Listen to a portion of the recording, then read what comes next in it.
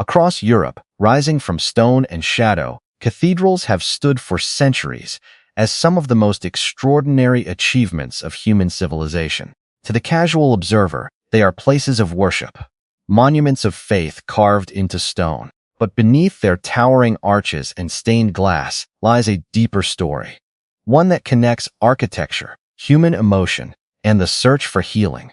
To understand the cathedral is to step into the mindset of the medieval world, where religion, science, and philosophy were not separate domains, but interconnected ways of understanding existence. In this world, the cathedral was not simply a church. It was a reflection of cosmic order, human aspiration, and communal identity. Medieval cathedrals were designed as immersive environments. Their architecture was intentional, structured to influence how people moved, felt, and experienced space. The vast interiors were not accidental. High vaulted ceilings created a sense of upward movement, drawing the eyes and thoughts toward the heavens. This was not only symbolic but psychological.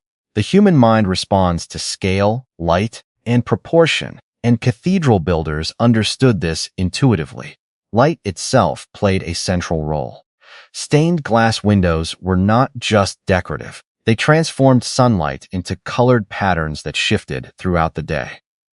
This interplay of light and color created an atmosphere that many described as otherworldly, even transformative. Modern studies in environmental psychology suggest that space can influence emotional and mental states. While medieval builders did not use scientific terminology, they observed human responses over generations. Echoing chambers amplified chants and music, producing deep resonance that could induce calm and reflection. The repetition of Gothic arches and symmetrical layouts created visual harmony, reducing cognitive tension and encouraging focus. In this sense, cathedrals functioned as early examples of experiential design, spaces where architecture shaped perception. The concept of healing in relation to cathedrals must be understood within its historical context. In medieval Europe, illness was often seen as both physical and spiritual. Healing was not only the role of physicians, but also of the church, which provided care, refuge, and psychological comfort. Cathedrals offered more than religious rituals. They were community centers, shelters during crises, and places where individuals could find emotional relief. The scale of the building, the ritual of worship, the sound of chanting, all contributed to a sense of stability in uncertain times. While there is no historical evidence that cathedrals were designed as medical healing machines, they were undeniably spaces where people sought relief from fear, grief, and hardship. Plus, sacred geometry and design principles. Many cathedrals were built using geometric principles that reflected medieval interpretations of divine order. Circles, squares, and proportions were believed to mirror the structure of the universe. This approach, known today as sacred geometry, was not a scientific system but a philosophical one. Builders believed that harmony in design reflected harmony in creation. Whether intentional or intuitive, these proportions created visually balanced spaces that feel stable and ordered even today.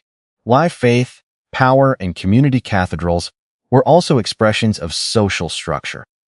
They represented the authority of the church, the unity of the city, and the collective effort of generations of builders, artisans, and laborers. Construction often took decades or even centuries.